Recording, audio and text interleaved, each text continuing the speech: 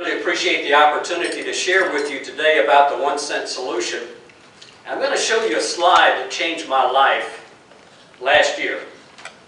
If you look up here just a second, this is a slide that looks at our U.S. public debt over the next 10 years. Now, public debt is what the government pays interest on to folks that hold our paper. You can see right down here in 2010, we're at about $9 to $10 trillion. And I saw this information last year and I started saying, wait a second, this thing is supposed to go from about 9 or 10 trillion up to 20 trillion by 2020.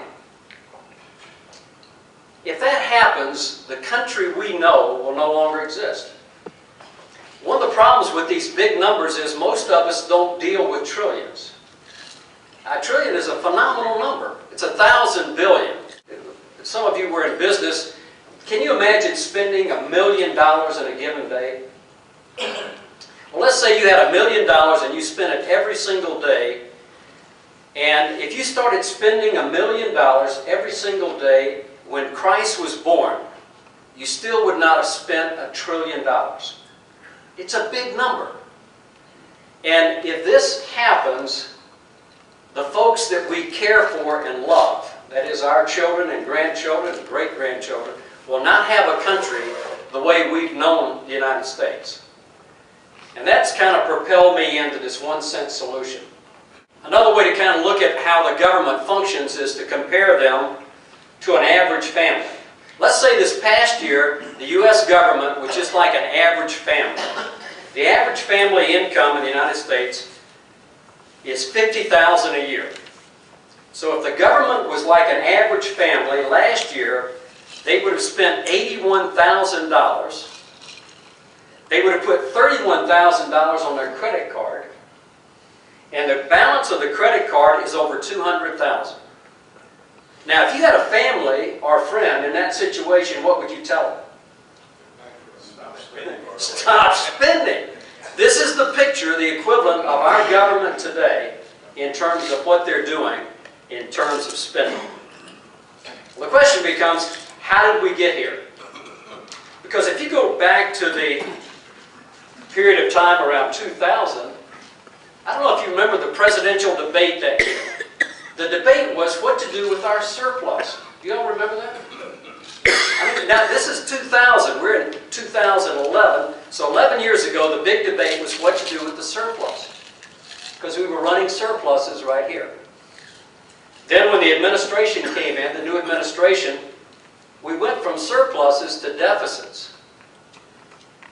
And then in 2010, I don't know if you saw the paper recently, but the projected deficit for this year, FY, fiscal year, has gone to 1.5 trillion.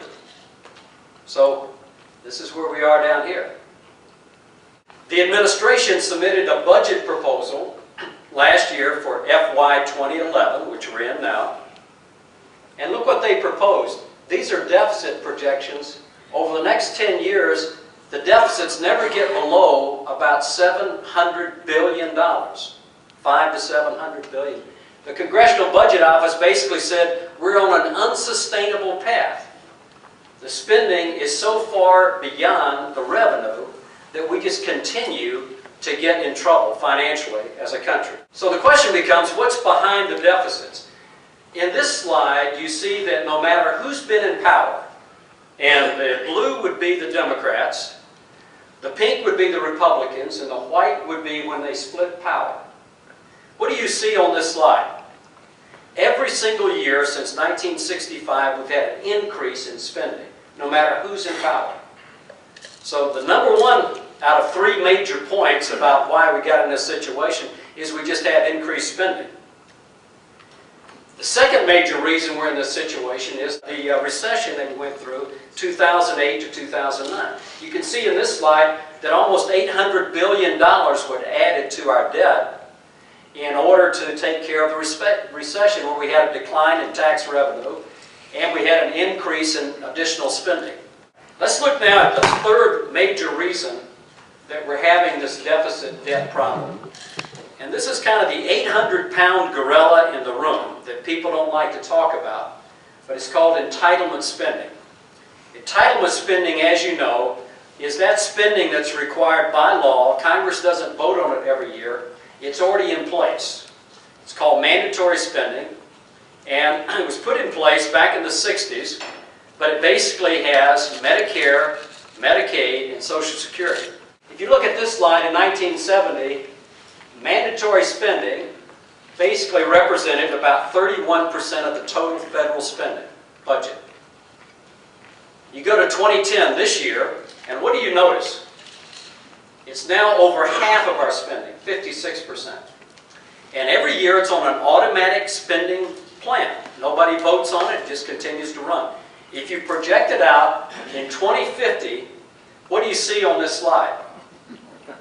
It's all red. In other words, 100% of our total revenue will go to our mandatory spending, those three programs. There'll be no money for interest, no money for defense, no money for anything else. And this is the challenge we have. We're on a pathway that's unsustainable, and we're in a situation where our children and our grandchildren will not have a future unless something changes. Let's take a look at the Medicare, Medicaid, and Social Security obligations added onto our public debt. If you take public debt here at about $10 trillion, and you said how much money, let's say we were running the U.S. as a business, how much money would we have to put in the bank today in order to pay out the obligations that the federal government has committed for Medicare, Medicaid, and Social Security? In other words, the present value over the next 75 years. What's the number that you get to there on the left? $60 trillion. That's the unfunded liability that our government has created in these programs, short of the revenue that's coming in. What that means is, remember I told you about my granddaughter? She just turned 1. Guess how much she owes?